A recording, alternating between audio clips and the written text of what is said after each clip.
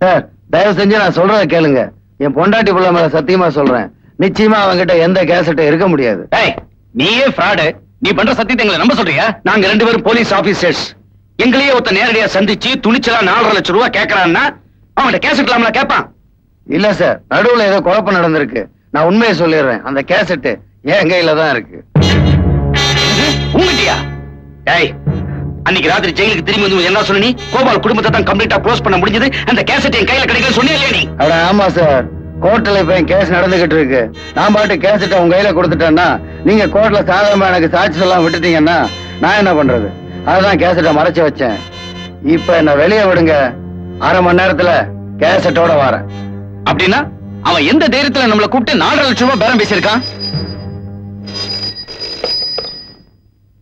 Hello, வணக்கம் sir. மறுபடியும் மதுரை. அவன்தான். டேய் ராஸ்கல், நீ மட்டும் என் கையில கிடைச்ச கொஞ்சம் மரியாதையோட பேசுங்களேன். டேய், உங்ககிட்ட கேசட் இல்லைங்கிற விஷயம் தெரிஞ்சு போச்சுடா. உன்னை உடனடியா பிடிச்சு உள்ள தள்ளி. இரு, அன்னைக்கு உங்ககிட்ட பேசும்போது கேசட் இல்ல, ஆனா அன்னைக்கு நம்ம எல்லாம் பேசணுமே, அதை அழகா கேசட் பண்ணி வச்சிருக்கேன். என்ன சத்தத்தையே காணோம்? அதிர்ச்சிக்கு மேல அதிர்ச்சியா இருக்கா? அன்னைக்கு கேசட்டே இல்லாம 4.5 லட்சம் ரூபாய் பேசினேன். இப்ப கைவச கேசட் இருக்கு, அதனால ரேட் கொஞ்சம் கூடுதல் ஆகும். எவ்வளவு என்னங்கிறதுக்கு மறுபடியும் நானே போன் பண்றேன். Okay, bye. What's the matter? Serious matter. நாம ஏதோ வாக்குமூலம் கொடுக்க மாதிரி அவங்கிட்ட எல்லாத்தையும் உளறி தொலைச்சோம்ல. நீ கிரக பிரைஸ்க்கு போன மேட்டரை கட் பண்ணி கொடுன்னு அவங்கிட்ட கேட்டேல்ல, அது. நான் மகாபலிபுரத்துல ஏதோ ஒரு பொண்ணு கூட அதை கட் பண்ணி கொடுன்னு நான் கேட்டேன்ல, அது. இப்படி நாம பேசுறது எல்லாத்தையும் ரெக்கார்ட் பண்ணி வச்சிருக்காயா? இவங்கிட்ட இருக்கிற கேசட் பரவாயில்ல, கோர்ட்டுக்கு போய் ஆர்கியூ பண்ணி தப்பிக்கிறதுக்கு ஒரு சான்ஸாவது இருக்கு. இப்ப அவங்கிட்ட பேசுற கேசட் வெளியே வந்துச்சுன்னா போச்சு. இந்த ட்ரெஸ்ஸை கழட்டிட்டு அந்த ட்ரெஸ்ஸை போட்டுக்க வேண்டியதான். Complete chapter is closed.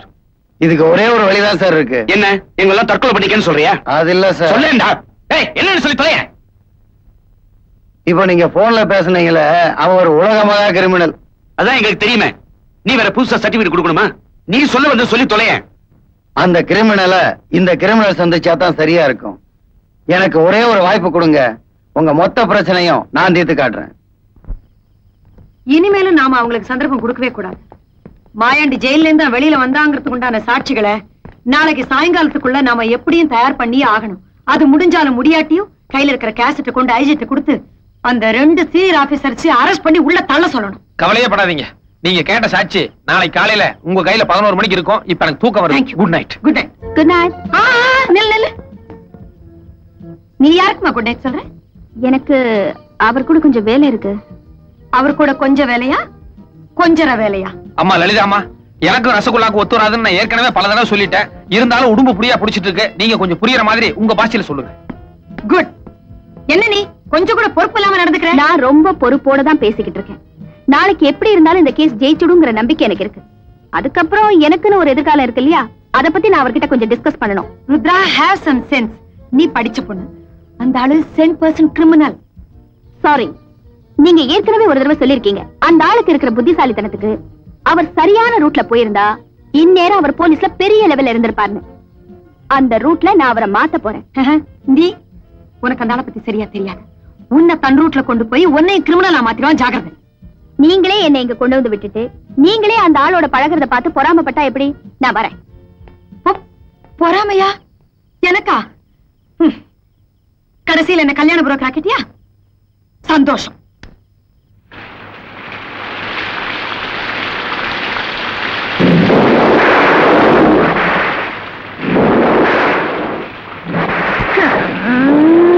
விட்டு விட்டு அடிக்குது மழைக்காத்து.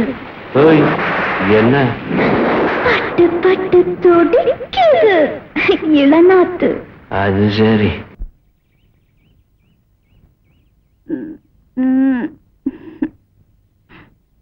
குட் மார்னிங் தாய்க்குளமே. Good morning.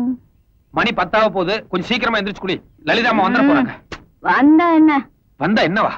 நீ இவ்வளவு நேரம் வரைக்கும் தூங்கிட்டு இருந்தீங்கன்னா ராத்திரி ஒருவேளை லேட் ஆயிருக்குமோன்னு மறுபடியும் என் மேலதான் சந்தேகப்படுவாங்க. எந்திரிச்சு குளிமா. என்னது? கொஞ்சம் ரொமான்ஸா தூக்குங்க. ரொமான்ஸா தூக்குறதா? ஐயோ,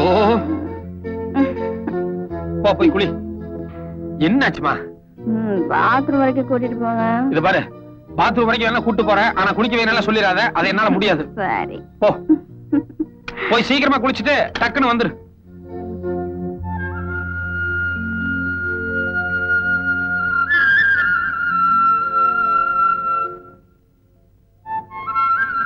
ஆண்டவா, இன்னைக்கு பொழுது நல்ல பொழுதா இருக்கணும். இது வரைக்கும் நான் பண்ணது எல்லாமே தப்பான காரியம் தான். ஆனா நல்லபடியா சக்சஸ் ஆயிருக்கு. தெரிஞ்சோ தெரியாமையோ நம்மளும் வாழ்க்கையில ஒரு நல்ல காரியம் பண்ணுவோம்னு முதல் தடவையா ருத்ரா விஷயத்துல இறங்கினேன். 3/4 கிணறு கரெக்டா தாண்டிட்டேன். இன்னும் 1/4 கிணறு தான் பாக்கி. அந்த 1/4 கிணறும் நல்லபடியா தாண்டி ஜெயம் உண்டாகணும். என்னது நீ சொன்ன காக்கிணறு? 1/4 கிணறா?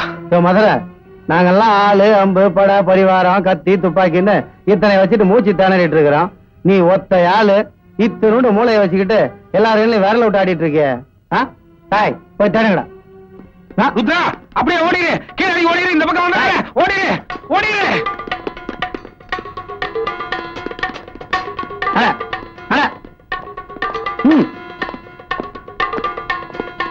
இந்த பக்கம் யாருமே இல்ல சார்.